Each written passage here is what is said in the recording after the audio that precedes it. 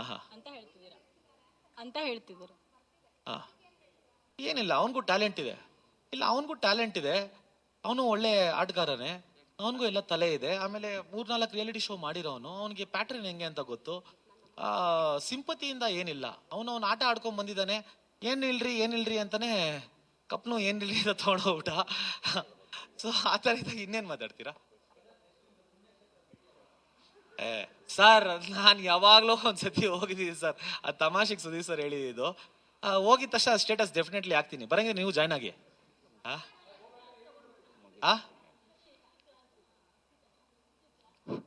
ಏನ್ ಕ್ಲಾಸ್ ತಗೊಂತಾಳೆ? ಏನು ತಗೊಳಲ್ಲ.